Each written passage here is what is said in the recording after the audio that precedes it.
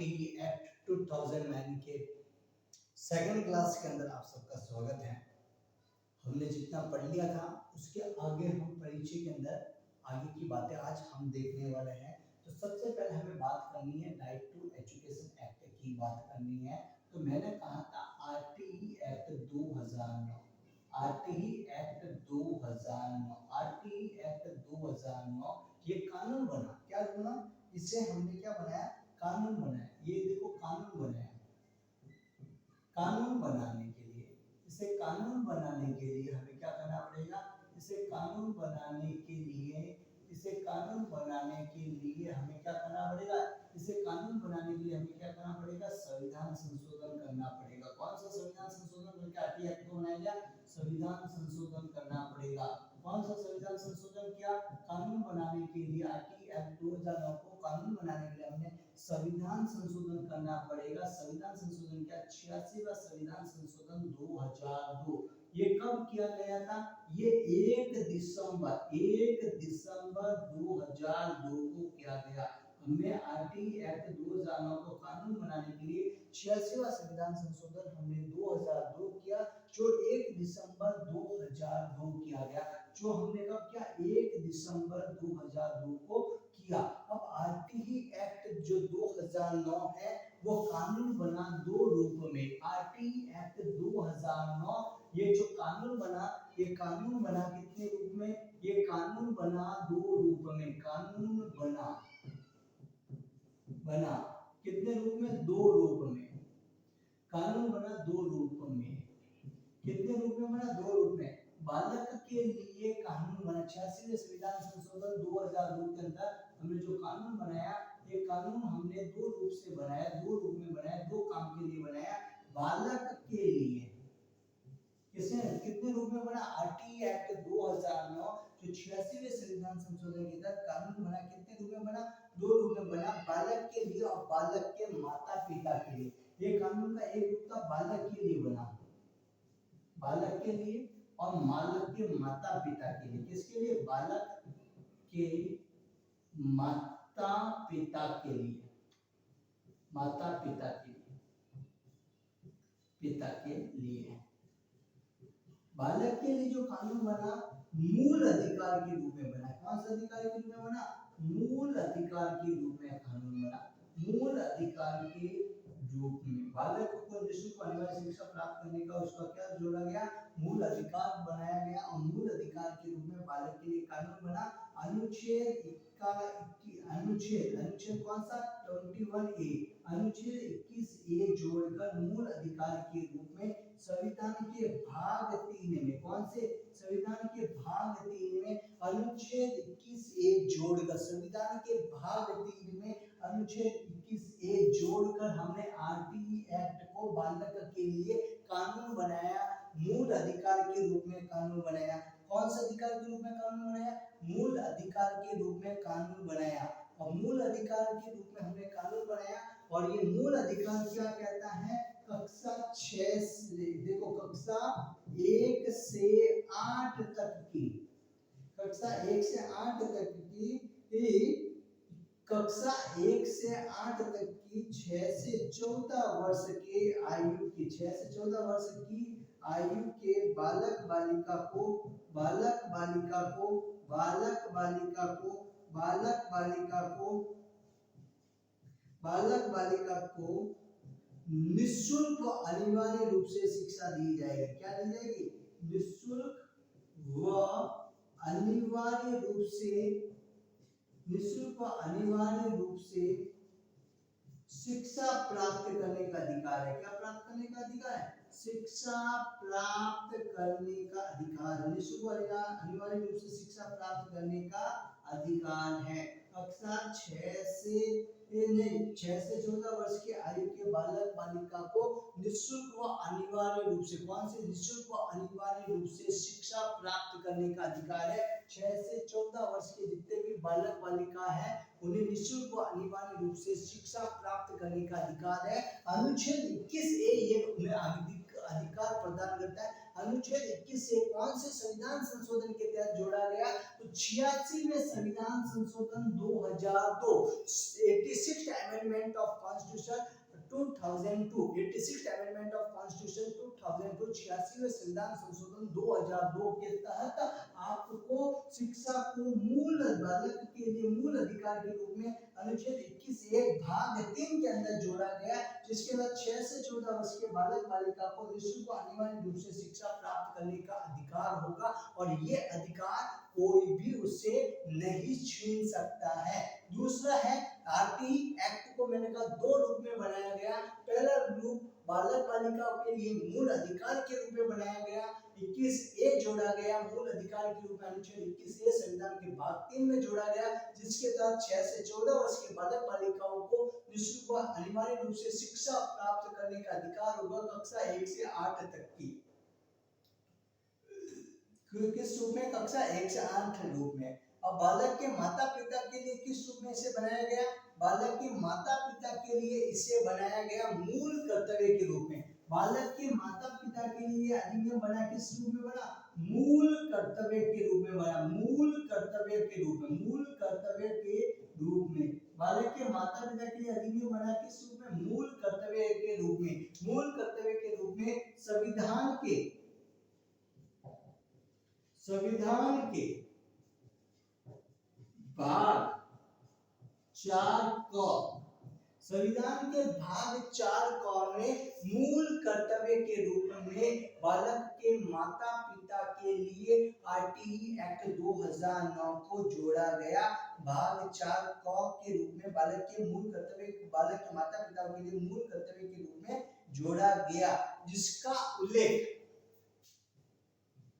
कौन सा अनुच्छेद में? अनुच्छेद, अब अनुच्छेद में पूछे तो 51 है, अनुच्छेद 51A के अंदर, जिसका उल्लेख अनुच्छेद भाग 4 क के अनुच्छेद 51A में बालक के माता पिता के लिए आरटी एक्ट को मूल कर्तव्य के रूप में शामिल किया गया, मूल कर्तव्य के रूप में शामिल किया गया। अनुच्छेद 51A के अंदर शामिल किया गया। मूल कर्तव्य के वाक्य नंबर 11 के अंदर के वाक्य जोड़ा गया। वाक्य नंबर 11 में कौन से वाक्य नंबर 11? मूल कर्तव्य के वाक्य नंबर 11 में के वाक्य जोड़ा गया। कौन सा वाक्य जोड़ा गया? के वाक्य जोड़ा गया। कौन सा वाक्य जोड़ा गया? के वाक्य जोड़ा गया। कौन सा वाक्य जोड़ा गया? वाक्य नंबर 11 में के वाक्य जोड़ा गया। कौन सा वाक्य जोड़ा गया? के वाक्य जोड़ा गया। इसके तहत बालक के माता पिता का यह कर्तव्य है कि वे बालक को प्राथमिक शिक्षा निःशुल्क व अनिवार्य रूप से प्रदान करवाए। बालक के माता पिता का अधिकार है कि वे अपने बालक को शिक्षा प्रदान करें। तो प्रदान करवाने का कर्तव्य क्या है? बालक के माता पिता का है, क्योंकि अंत में तो स्कूल बालक को भेजना किसको है? माता पिता को ही अंत में बालक को स्कूल भेजना पड़ेगा। एक बार मैं आपको सारी रामायण सुना देता हूँ। आरटी एक्ट 2009 जो कानून बना, वो कानून बनाने के लिए हमें पहले संविधान में संशोधन करना पड़ेगा, और संविधान में संशोधन जो हमने किया ये दो रूपों में किया। ये संविधान में संशोधन जो हमने किया वो 86वां संविधान संशोधन 2002 किया। ये किया गया था 1 दिसंबर 2002 को हमने ये संविधान संशोधन किया। ये संविधान संशोधन करने पर जो कानून बना ये दो रूपों में बना, बालक के लिए बना और बालक के माता पिता के लिए बना। बालक के लिए मूल अधिकार के रूप में बना गया, मूल अधिकार के रूप में बना। इसके संविधान के भाग 3, कौन से भाग? संविधान के भाग 3 के अंदर 21A वाक्य जोड़ा गया। उसके तहत मूल अधिकार के रूप में बना, जो ये कहता है कि प्रत्येक 6 से 14 वर्ष के बालक बालिकाओं को निःशुल्क व अनिवार्य रूप से प्राथमिक स्तर की शिक्षा प्राप्त करने का अधिकार होगा। यह अधिकार उससे कोई नहीं छीन सकता। तो 21A में बात। फिर बालक के माता पिता के लिए जो ये बना, बालक के माता पिता के लिए मूल कर्तव्य के रूप में जोड़ा। बालक के माता पिता के लिए मूल कर्तव्य के रूप में संविधान के भाग 4 क के अंदर, भाग 4 क के अंदर अनुच्छेद 51A 51A जोड़ा गया, जिसमें 11वें वाक्य में मूल कर्तव्य के 11वें वाक्य में के वाक्य जोड़ा गया।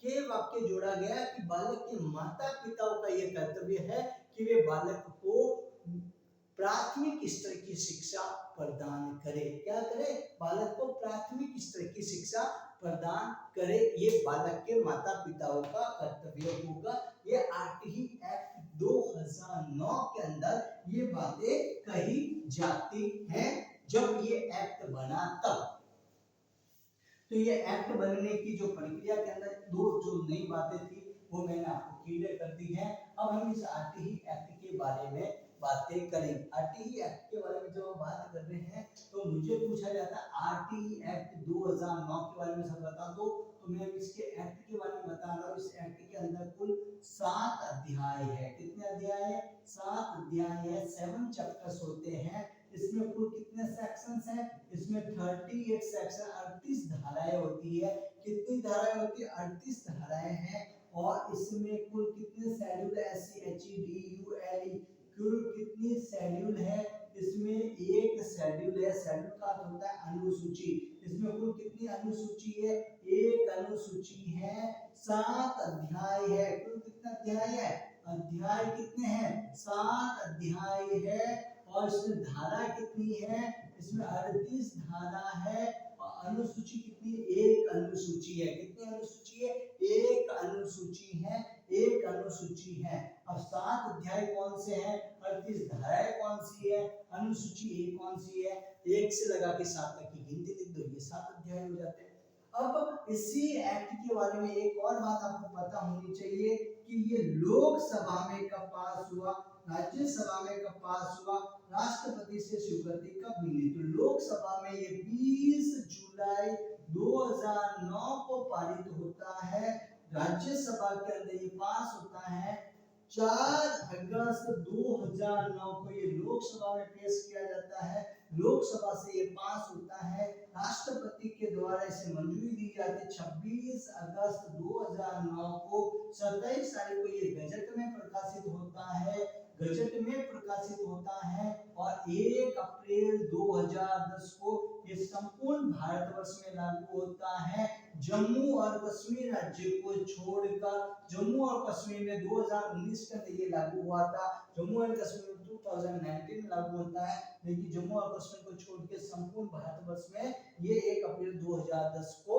अप्लाई हो जाता है। It applicable in all India accept the state of Jammu and Kashmir. Jammu और कश्मीर राज्य को छोड़कर 1 अप्रैल 2010 को आरटीई एक्ट 2009 आपके 2010 में लागू हो जाता है। 2009 आरटीई एक्ट 2010 के अंदर लागू हो जाता है। ये बातें जो थी आरटीई एक्ट से रिलेटेड, जो परिचय के अंदर जो बातें थी वो मैंने आपको कंप्लीट करवा दी है। अब मैं इसके एक-एक चैप्टर के अंदर एक-एक सेक्शन को लेके चलेंगे और सारे के सारे सेक्शन हम आज यहाँ पे करने वाले हैं। और मेरा ये गारंटी है कि एक-एक सेक्शन को, जैसे आप 1 2 3 4 5 6 7 8 9 10 गिनती याद रखते हैं, वैसे सारे के सारे सेक्शन याद कर लेंगे। पहले मैं 7 अध्याय की बात करता हूँ। तो इसके जो अध्याय है, अध्याय चैप्टर्स, आरटीई एक्ट के अंदर कुल कितने चैप्टर्स हैं? मैंने कहा था 7 अध्याय। कितने अध्याय? 7। 1 2 3 4 5 6 7, ये ऐसे लिखो। पहले वाला अध्याय का अर्थ होता है प्रस्तावना। पहले वाला अध्याय में क्या लिखी जाती है? प्रस्तावना। प्रस्तावना के अंदर इसमें कुल 1 और 2 धारा आती है। कितनी धारा है? 2 धारा है। कितनी धारा आती है? धारा 1 और धारा 2 आती है। सबसे छोटा अध्याय ये है। ये आरटीई एक्ट का सबसे छोटा अध्याय है। सबसे छोटा अध्याय है। आरटीई एक्ट का सबसे छोटा अध्याय है। सबसे छोटा चैप्टर कौन सा? धारा 1 और धारा 2 के अंदर जो आता है तो सबसे छोटा अध्याय कहलाता है। आरटीई एक्ट 2009 का सबसे छोटा अध्याय कौन सा है? ये आपका आरटीई एक्ट 2009 का सबसे छोटा अध्याय है। कौन सा अध्याय है? सबसे छोटा अध्याय है। दूसरा है निःशुल्क व अनिवार्य शिक्षा के प्रावधान। निःशुल्क व अनिवार्य शिक्षा के प्रावधान। चैप्टर नंबर 2 कौन सा है? निःशुल्क अनिवार्य शिक्षा के प्रावधान। अब इस अधिनियम का नाम ही ये है, तो निःशुल्क अनिवार्य शिक्षा के प्रावधान। अनिवार्य शिक्षा के प्रावधान के अंदर कौन कौन से सेक्शंस आ जाते हैं? धारा 3 से, अरे धारा 3 से धारा 5 आती है। कौन सी आती है? धारा 3 से धारा 5 आती है। जब धाराएं पढ़ाऊंगा तो सारी धाराएं पढ़ाऊंगा तो ऑटोमेटिक ये बातें आपको चैप्टर नंबर 2 चैप्टर नंबर 3 के नाम आपको ऑटोमेटिक याद हो जाएंगे। धारा 3 से धारा 5 आती है निःशुल्क अनिवार्य शिक्षा के प्रावधान। फिर आ जाता है समुचित सरकार, एप्रोप्रिएट गवर्नमेंट। कौन सी सरकार? समुचित सरकार, स्थानीय सरकार, समुचित सरकार, स्थानीय सरकार व अभिभावकों के कर्तव्य। क्या किसके कर्तव्य है? अभिभावकों के कर्तव्य। धारा 6 से 11, धारा 6 से 11 किसमें आ जाता है? समुचित सरकार, स्थानीय सरकार, अभिभावकों के कर्तव्य। समुचित सरकार में केंद्र सरकार, राज्य सरकार को शामिल किया जाता है। फिर आता है विद्यालय। अब बच्चे के लिए क्या हो गई? देखो, समुचित सरकार का काम होता है विद्यालय की व्यवस्था करना। सबसे पहले हमें कहते हैं निःशुल्क अनिवार्य शिक्षा का प्रावधान कर दिया तो समुचित सरकार आएगी। समुचित सरकार कहेगी भैया मैं तुम्हारा, मेरा कर्तव्य है कि मैं तुम्हारे लिए क्या करूं? एक स्कूल बना के दूं। स्कूल बना के दे दी तो फिर विद्यालय व अध्यापकों के भी तो कुछ कर्तव्य होंगे। अध्यापकों के कर्तव्य, विद्यालय व अध्यापकों के कर्तव्य, ये आते हैं आपके पास धारा। कौन सी धारा में आता है? विद्यालय व अध्यापकों के कर्तव्य धारा 12 से धारा 28 तक आते हैं। 28 तक आते हैं। आरटीई एक्ट का सबसे बड़ा अध्याय, आरटीई एक्ट का सबसे बड़ा अध्याय कौन सा है? सबसे बड़ा अध्याय चैप्टर 4 है, सबसे बड़ा चैप्टर। और सबसे छोटा चैप्टर कौन सा? सबसे छोटा चैप्टर होता है चैप्टर नंबर आपके 1, सबसे छोटा है। और सबसे बड़ा चैप्टर कहा जाता है चैप्टर नंबर 4, चैप्टर नंबर 4। अब चैप्टर नंबर 4 सबसे बड़ा चैप्टर के अंदर आता है। ये चैप्टर नंबर 4 सबसे बड़ा चैप्टर का आता है।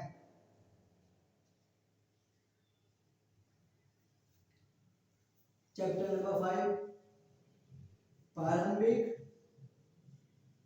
शिक्षा के पाठ्यक्रम। देखो पाठ्यक्रम है भाई, प्रारंभिक शिक्षा के पाठ्यक्रम। कौन सा क्रम? प्रारंभिक शिक्षा के पाठ्यक्रम। जो कक्षा प्रारंभिक शिक्षा जो पाठ्यक्रम तथा उसको पूरा कराने से संबंधित प्रावधान। प्रारंभिक शिक्षा के पाठ्यक्रम तथा उसको पूरे कराने से संबंधित, तथा उसको पूरा कराने से, उसको पूरा कराने से संबंधित, पूरा कराने से संबंधित प्रावधान, से संबंधित प्रावधान, पूरा कराने से संबंधित प्रावधान, संबंधित प्रावधान। बालक स्कूल जाएगा, स्कूल के प्रति भी उसका कर्तव्य, अध्यापकों के उसके प्रति कर्तव्य रहेंगे। तो उनका कर्तव्य यही है कि वो उसका क्या करे? समय रहते हुए सिलेबस पूरा कराए। 29 और 30।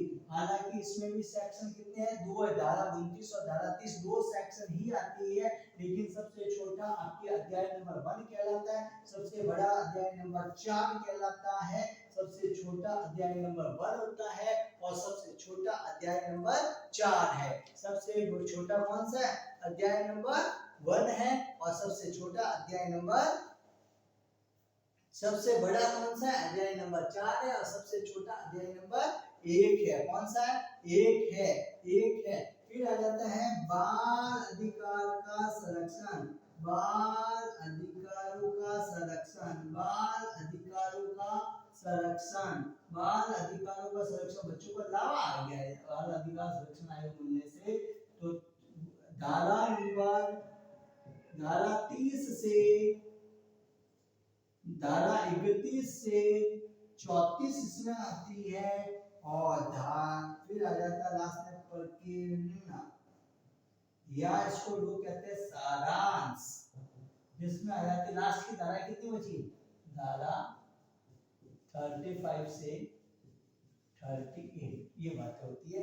तो अध्याय कितने हैं? 7 अध्याय। पहले अध्याय में प्रस्तावना की बात कही जाती है, सबसे छोटा अध्याय पहला अध्याय माना जाता है, सबसे बड़ा अध्याय माना जाता है, चौथे नंबर का अध्याय माना जाता है। चौथे अध्याय में बात करते विद्यालय अध्यापकों की कर्तव्य की बात करते, धारा 12 से 28 तक की बात करते, जिसमें बालक को पीटना नहीं है, जिसमें बालक को फेल नहीं करना है, जिसमें बालकों के लिए जो शुल्क धाराएं है 16 और 17 भी आती है, जिसके अंदर आपके स्कूल मैनेजमेंट कमेटी भी आती है धारा 21 के अंदर, जिसके अंदर आपके धारा 25 के अंदर आपके अध्यापकों के छात्र शिक्षक अनुपात आता है, जिसके अंदर आपके अध्यापक को अध्यापन के अलावा कौन से अतिरिक्त कार्य करवाए जाएंगे, कौन से अतिरिक्त कार्य नहीं करवाए जाएंगे, उन सभी चीजों के बारे में जानकारी मिलती है। तो ये बातें हैं। अब इन बातों को हम एक एक करके अब करने वाले हैं। तो हमारे यहाँ पे जो चैप्टर नंबर फर्स्ट जो आरटीई एक्ट का सबसे छोटा चैप्टर है, इसमें सबसे पहले जो बात आती है वो लिखेंगे। इसमें 2 धाराएं हैं। इसमें कुल कितनी धाराएं हैं? इसमें 2 धाराएं हैं। तो इस चैप्टर के अंदर हम हेडिंग डालो आरटीई एक्ट का अध्याय फर्स्ट, जिसको हम कहते हैं chapter number first. Chapter number first कौन सा है? प्रस्तावना। इसमें 1 धारा और 2 धारा है। ये सबसे छोटा अध्याय है। कैसा अध्याय है? सबसे छोटा अध्याय है। तो इसमें सबसे पहले लिखो धारा 1। धारा 1, धारा 1 में इसका क्या है? इसका आता है नाम। जब भी आप किसी के पास पहली बार मिलते तो भैया पूछते कि भैया तेरा नाम क्या है, तो इससे हम जब इसको पूछेंगे नाम क्या है, तो निःशुल्क व अनिवार्य शिक्षा अधिकार अधिनियम 2009, right to free compulsory education act, education act 2009, निःशुल्क व अनिवार्य शिक्षा अधिकार अधिनियम 2009। जब भी आप यहाँ पे देखो निःशुल्क और एक अनिवार्य, ये 2 शब्द ध्यान रखना। कई बार यहाँ पे निःशुल्क व प्राथमिक लिखा हुआ आ जाता है, तो प्राथमिक का हमें कोई लेना देना नहीं है। ये क्या है? निःशुल्क व अनिवार्य अधिकार अधिनियम है। तो direct to free compulsory education act 2009, इसका पूरा नाम है निःशुल्क व अनिवार्य, हम इसको हिंदी में कहते हैं निःशुल्क व अनिवार्य शिक्षा अधिकार अधिनियम, शिक्षा अधिकार अधिनियम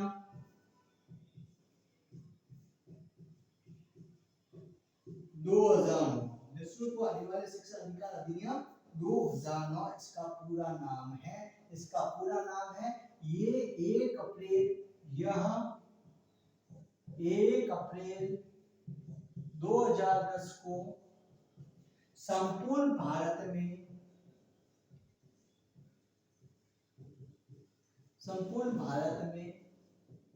लागू हुआ, जम्मू और कश्मीर राज्य को छोड़कर, जम्मू और कश्मीर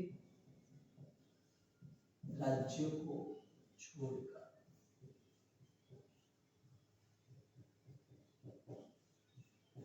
धारा 1 लिखते ही आप पूछना नाम क्या है?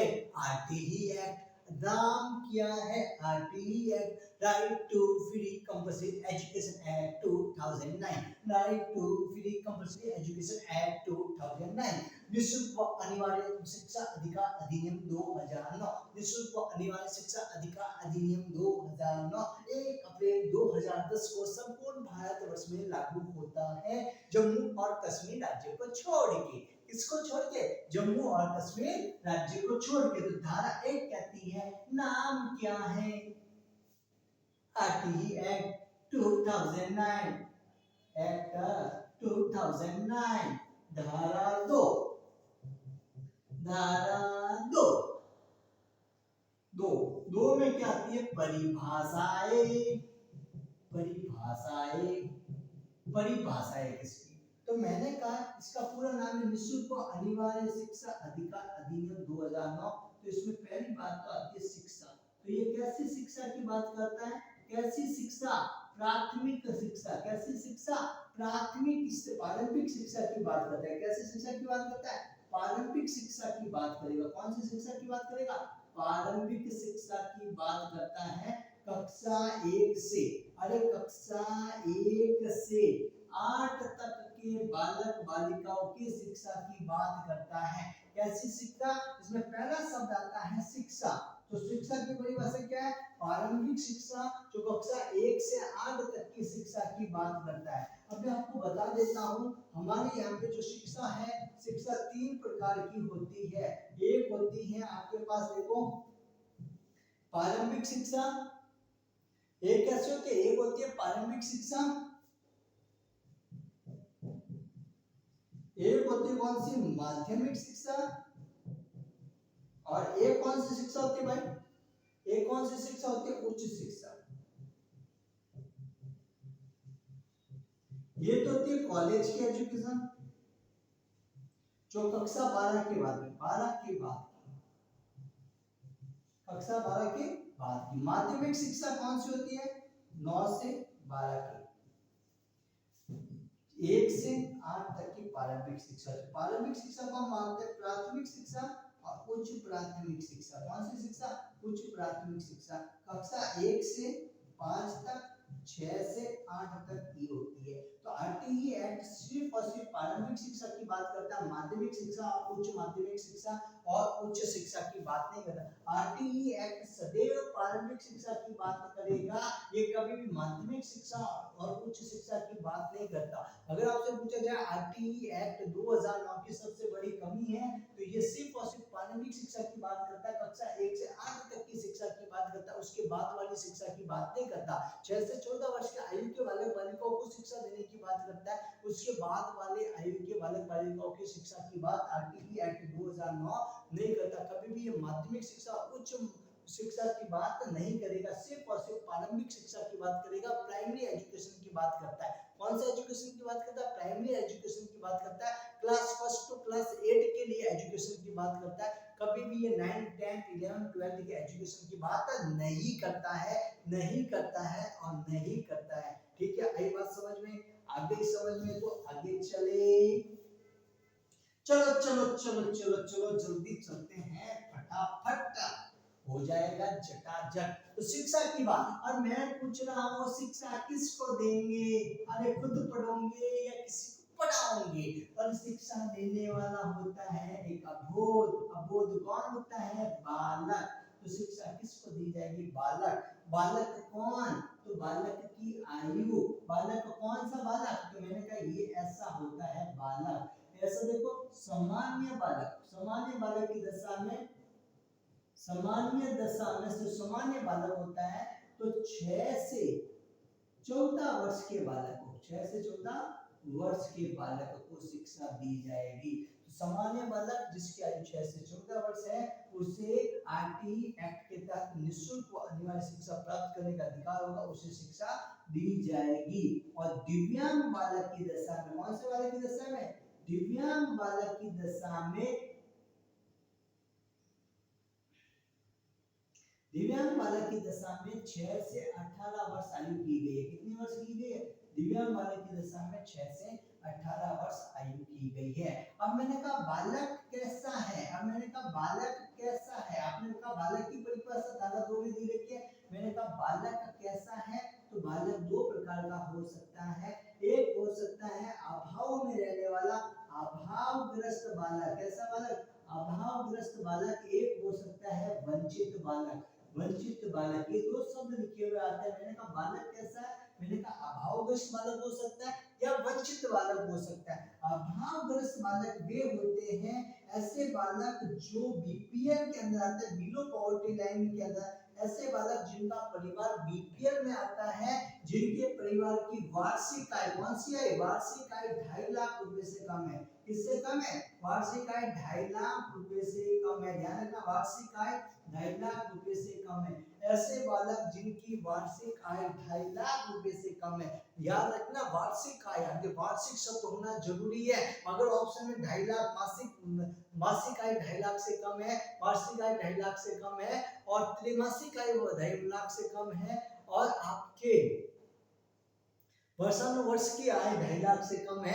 तो सिर्फ और सिर्फ वार्षिक आय जिनकी 2.5 लाख से कम है उन्हें अभावग्रस्त बालक के की श्रेणी में गिना जाता है। अर्थात और से अभावग्रस्त और से आर्थिक रूप से कमजोर बालकों को, कौन से कमजोर, आर्थिक रूप से कमजोर वर्ग के बालकों को अभावग्रस्त बालकों की श्रेणी में रखा जाता है। और से अभावग्रस्त और से आर्थिक रूप से कमजोर वर्ग के बालकों को अभावग्रस्त बालकों की श्रेणी में रखा जाता है। आर्थिक रूप से जो कमजोर बालक होते हैं उन्हें अभावग्रस्त बालकों की श्रेणी में रखा जाता है। वंचित बालक जो जिसमें एससी, एसटी, ओबीसी, एमबीसी के जो बच्चे होते हैं उन्हें उन वर्ग के बालकों को वंचित वर्ग के बालकों की श्रेणी में रखा जाता है। अर्थात वे बालक जो किसी जाति, समाज, अनुसूचित जाति, जनजाति से होने के कारण उन्हें शिक्षा से वंचित रखा गया, उन्हें वंचित वर्ग के बालकों को कहा जाएगा। जो ऐसे वर्ग से बिलोंग करते हैं जो क्षेत्र विशेष के कारण, जाति विशेष के कारण उन्हें शिक्षा से वंचित रहना पड़ा, उन बालकों को वंचित वर्ग के बालकों की श्रेणी में रखा जाता है। अच्छा, अब मैंने कहा कि बालक को शिक्षा देंगे। धारा 2 के अंदर जो बातें की है, अब धारा 2 की बहुत सारी परिभाषाएं हैं, तो एक एक परिभाषाओं के बारे में हम एक एक चीज को हम धारा 2 के अंदर देखेंगे। तो सबसे पहली बात है, हमने धारा 2 के अंदर पढ़ा क्या, धारा 2 के अंदर पढ़ा हमने एक तो शिक्षा की परिभाषा। किसकी परिभाषा? शिक्षा की परिभाषा जो कक्षा 6 से 8 तक की एजुकेशन दी जाएगी। फिर दूसरी हमने बात पढ़ी बालक के अंदर मैंने आपको बता दिया ये बालक है, सामान्य बालक होगा तो सामान्य बालक को 6 से 14 वर्ष के बालक को, और अरे 1 से 8 तक की, कक्षा 6 से 8 की नहीं होती है भैया, 1 से 8 तक की होती है। कुछ प्राथमिक द्वारा मैंने लिख दिया था, गलत हो गया था, तो सॉरी भाई। ये क्या होता है, 6 से 14 वर्ष की आयु के बालक होते हैं। और दिव्यांग होने पर कितना होगा, दिव्यांग होने पर कितना होगा बोल रहा है, 6 से 18 वर्ष के। ये पूछा जाता है, ये बहुत ज्यादा इंपॉर्टेंट है, दिव्यांग वाला पूछा जाता है, ध्यान रखना। फिर मैंने कहा बालक कैसा, आपसे ही मैंने पूछा था बालक कैसा है, तो मैंने बालक को 2 कैटेगरी में बांट दिया था। एक तो है अभावग्रस्त जो आर्थिक रूप से कमजोर होते हैं, जिनके माता पिता की वार्षिक आय कौन सा है, वार्षिक आय 2.5 लाख से कम है, वो अभावग्रस्त। और एक आपकी मैंने बता दिया वंचित बालक। अब बालक पढ़ने कहाँ पे जाएगा, 4 नंबर विद्यालय में। विद्यालय वह संस्था जहाँ पे बालक को अध्ययन कराया जाता है। आरटीई एक्ट 2009 के अंदर, आरटीई एक्ट 2009 के अंदर 4 प्रकार के विद्यालय को रखा गया है। कितने प्रकार के, 4 प्रकार के विद्यालय को विद्यालय की परिभाषा में रखा गया है। आरटीई एक्ट 2009 में 4 प्रकार के विद्यालय को विद्यालय की परिभाषा में शामिल किया गया है। ये 4 प्रकार के विद्यालय कौन कौन से हैं? एक आता है निजी विद्यालय जिसे कहते हैं प्राइवेट स्कूल। कौन सा विद्यालय? निजी विद्यालय जिसे कहा जाता है प्राइवेट स्कूल। एक होता है सरकारी विद्यालय। कौन सा विद्यालय? सरकारी विद्यालय जिसे गवर्नमेंट स्कूल कहते हैं। कौन सा स्कूल कहते हैं? Government school. एक होता है अनुमोदित विद्यालय जो किसी अनुदान से बना हो, अनुमोदित विद्यालय। कौन सा विद्यालय? अनुमोदित विद्यालय। कौन सा होता है? एक होता है अनुमोदित विद्यालय और एक होता है आपके पास यहाँ पे विशिष्ट श्रेणी का विद्यालय। कौन सा विद्यालय? विशिष्ट विद्यालय। विशिष्ट श्रेणी का जो विद्यालय होता है उसे विशिष्ट विद्यालय के नाम से जाना जाता है। विशिष्ट श्रेणी के विद्यालय, तो विद्यालय को 4 भागों में बांटा गया है, निजी विद्यालय, सरकारी विद्यालय, अनुमोदित विद्यालय और विशिष्ट विद्यालय। तो विद्यालय को 4 श्रेणी के अंदर आरटीई एक्ट 2009 के अंतर्गत 4 श्रेणी के अंदर बांटा गया है। निजी विद्यालय, सरकारी विद्यालय, अनुमोदित विद्यालय और विशिष्ट विद्यालय। निजी विद्यालय, सरकारी विद्यालय, अनुमोदित विद्यालय और विशिष्ट विद्यालय 4 श्रेणी में बांटा गया है। अब एक प्रश्न आता है, मैंने यहाँ पर कहीं पे भी लिखा कि धार्मिक विद्यालय श्रेणी में आते हैं, धार्मिक विद्यालय श्रेणी में नहीं आते। तो नोट करके एक बात ध्यान रखना कि धार्मिक विद्यालय, धार्मिक शिक्षा प्रदान करने वाले, कौन सी शिक्षा? धार्मिक शिक्षा प्रदान करने वाले विद्यालय। कौन सी शिक्षा? धार्मिक शिक्षा प्रदान करने वाले विद्यालय। प्रदान करने वाले विद्यालय, प्रदान करने वाले विद्यालय, प्रदान करने वाले विद्यालय आरटीई एक्ट, प्रदान करने वाले विद्यालय आरटीई एक्ट की श्रेणी में नहीं आते। आरटीई एक्ट की श्रेणी में नहीं आते। एक्ट की श्रेणी में नहीं आते। की श्रेणी में नहीं आते हैं। की श्रेणी में नहीं आते हैं। की श्रेणी में नहीं आते हैं। आरटी एक्ट की श्रेणी में जो विद्यालय आते हैं उन विद्यालय की श्रेणी में धार्मिक शिक्षा प्रदान करने वाले संस्थान नहीं आते हैं। अब मेरा सवाल सुनो, क्या वैदिक संस्थान ऑब्लिक मदरसे आरटी एक्ट के तहत विद्यालय में आते हैं?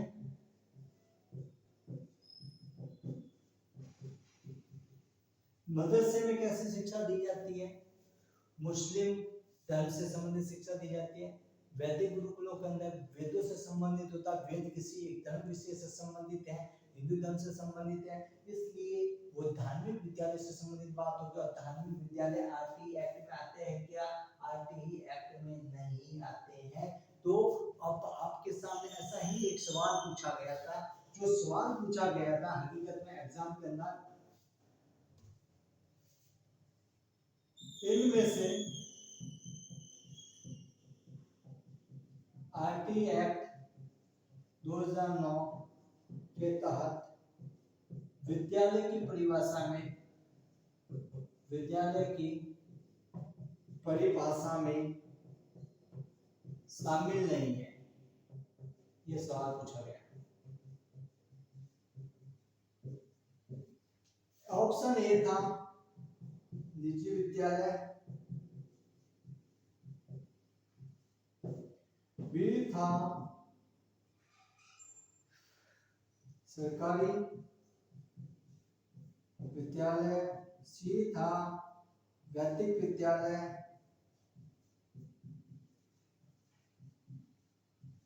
और डी जो ऑप्शन था वो था आपके पास अनुमोदित विद्यालय।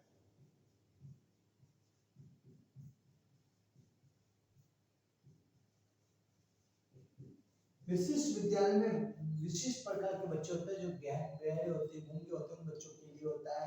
आपके जैसे कस्तूरबा गांधी विद्यालय है, उस टाइप के विद्यालय भी विशिष्ट विद्यालयों के अंदर जो विशिष्ट ऑब्जेक्ट के हिसाब से बनाए जाते हैं। इनमें से कौन सा नहीं था? वैदिक विद्यालय, जो कि धार्मिक संस्थान है, धार्मिक संस्थान को आर्टिकल एक्ट के अंदर शामिल नहीं किया जाता। चार प्रकार के विद्यालय में निजी विद्यालय होता है, सरकारी विद्यालय होता है, अनुमोदित विद्यालय होता है, और उसके साथ विशिष्ट विद्यालय होता है। लोगों ने सोचा अनुमोदित विद्यालय कोई अलग से बना होगी, और अनुमोदित विद्यालय बहुत सारे बच्चे करके आए थे। लेकिन एक बात ध्यान रखना, जो धार्मिक विद्यालय होते हैं वो इस श्रेणी के अंदर नहीं आते हैं। विद्यालय तो जरूर होते हैं, लेकिन वो इस श्रेणी के अंदर नहीं आते हैं। धारा 2 के अंदर ये बातें हमने परिभाषा के अंदर विद्यालय के संबंध में हमने जान ली। तो कितने विद्यालय आते हैं धारा 2 के अंदर? 4 प्रकार के विद्यालय को धारा 2 के अंदर हमने 4 प्रकार के विद्यालय को आरटी एक्ट की परिभाषा के अंदर डाला गया है। और 5वें नंबर पर आता है समुचित सरकार। समुचित सरकार का पूरा नाम होता है एप्रोप्रिएट गवर्नमेंट। समुचित सरकार का अर्थ क्या है? समुचित सरकार। समुचित सरकार को हम क्या कहते हैं? Appropriate government, APPROPRIAT, appropriate government.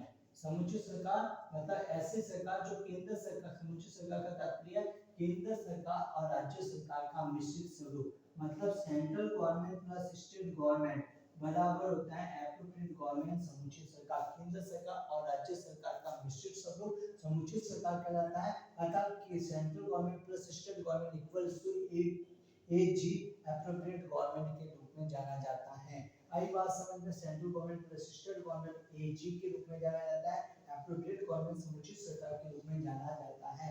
फिर आ जाता है एक परिभाषा, कोई पूछ ले आपको, स्थानीय सरकार। कौन सी सरकार? स्थानीय सरकार।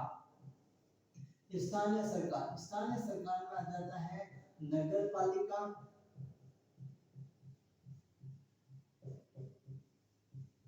नगर पालिका, नगर निगम, नगर परिषद, etc. नगर पालिका, नगर निगम, नगर परिषद, बोर्ड, ट्रस्ट जो होते हैं वो स्थानीय सरकार के अंदर सम्मिलित होते हैं। ये धारा 2 के अंदर सम्मिलित किया जाता है। कौन सी धारा में सम्मिलित किया जाता है? धारा 2 के अंदर इन बातों को सम्मिलित किया जाता है। आज हमने आरटीई एक्ट का एक अध्याय पूरा कर लिया है। आरटीई एक्ट के अंदर 7 अध्याय होते हैं। भैया कितने अध्याय होते हैं? 7 चैप्टर होते हैं। सेक्शन कितने होते हैं? 38 सेक्शन होते हैं। 38 सेक्शन होते हैं। इसमें से हमने लिखा चैप्टर नंबर 1 जो है आपके पास इंट्रोडक्शन का चैप्टर है, प्रस्तावना का चैप्टर है। इसे सबसे छोटा चैप्टर, सबसे छोटा अध्याय कहा जाता है, सबसे छोटा अध्याय कहा जाता है, सबसे छोटा अध्याय कहा जाता है, सबसे छोटा अध्याय है। इस अध्याय के अंदर हमने 2 धाराएं पढ़ी। धारा 1 इसमें पूछा नाम क्या है? आरटीई एक्ट हमारा, परिभाषा बता दो। अरे परिभाषा बता दो। निःशुल्क व अनिवार्य शिक्षा, तो यहाँ पे सबसे पहले हमने इसका नाम लिखा, निःशुल्क व अनिवार्य शिक्षा अधिकार अधिनियम। उस बात करेंगे किसकी शिक्षा की, कौन सी शिक्षा की बात करता है? प्राइमरी एजुकेशन की बात करता है, प्राथमिक शिक्षा की बात करेगा। दूसरी बात हमने कहा कि भैया चलो शिक्षा के बारे में बताया, शिक्षा कौन देगा? बालक देगा, तो बालक के बारे में बात करेगा। बालक शिक्षा देगा, बालक को शिक्षा देने की जिम्मेदारी किसकी? समुचित सरकार की है। शिक्षा कहाँ देगा? विद्यालय में है। तो विद्यालय कितने प्रकार के हैं? 4 प्रकार के हैं। मैंने लिखा था, बहुत इंपॉर्टेंट पॉइंट है, यहाँ से सवाल पूछा जाता है। तो यहाँ तक की बातें आ गई समझ में, और कल वाली बातें आपको क्लियर हो गई, आज वाली बातें सारी क्लियर हो जाती है। तो हम अगली क्लास के अंदर हम इसका चैप्टर 2 और चैप्टर 3 हम एक क्लास के अंदर पूरा कर लेंगे। फिर हम चलेंगे चैप्टर 4 के ऊपर, जो इसके लिए हमें पूरी एक क्लास लेनी पड़ेगी। 5th 6th और 7th चैप्टर आपके एक क्लास में ही पूरा हो जाएगा। तो आरटीई एक्ट की धारा 2 मैंने आपको बताई, धारा 1 बताई जिसमें नाम क्या है? आरटीई एक्ट हमारा, परिचय बता दो। फिर हमने कहा नाम क्या है? कि आरटीई एक्ट हमारा। घर का पता दो, तो घर का पता दो, पता दो, तो पता से आया था परिभाषा, परिभाषा पता दे दिया भैया। शिक्षा, शिक्षा कौन लेगा? बच्चा लेगा। कहाँ पे लेगा? स्कूल में लेगा। स्कूल बनाने की जिम्मेदारी किसकी? समुचित सरकार की। स्कूल बनाने की जिम्मेदारी किसकी? समुचित सरकार की। स्कूल बनाने की जिम्मेदारी किसकी? समुचित सरकार की होगी। स्कूल बनाने की जिम्मेदारी किसकी? समुचित सरकार की। तो परिभाषा दे तो बात खत्म। स्कूल कितने? 4 प्रकार के स्कूल। स्कूल के अंदर कौन कौन से स्कूल को शामिल किया जाता है? प्राइवेट स्कूल को, गवर्नमेंट स्कूल को, आपके अनुमोदित स्कूल को, विशिष्ट स्कूल को। क्या धार्मिक संस्थान है आपके स्कूल की परिभाषा में शामिल होते हैं? कोई भी धार्मिक संस्थान स्कूल की परिभाषा में शामिल नहीं होते हैं। और मैंने एक अच्छे से आपको एक एक सेक्शन को क्लियर करवाया है, अध्याय एक पूरा का पूरा करवाया है। जल्दी से लाइक कर दो, कमेंट कर दो, सबके साथ शेयर कर दो, और जल्दी से सब्सक्राइब कर दो। तो हम मिलते हैं अगले नेक्स्ट क्लास के अंदर, और आपके लिए अब हम एक और क्लास आपके साथ धमाके के लिए पूरे में से पूरे नंबर दिलाने वाली एक और क्लास हम आपके बीच में लेके आने वाले हैं, जिसका नाम हम रखेंगे पॉलिटी, इंडियन पॉलिटी की क्लास, जो आपके आरपीएस फर्स्ट ईयर के अंदर, जो आपके पॉलिटी जो फर्स्ट सब्जेक्ट के अंदर है, पेपर फर्स्ट के अंदर जो दे रखा है, उसको आपको पूरा क्लियर रहेगा।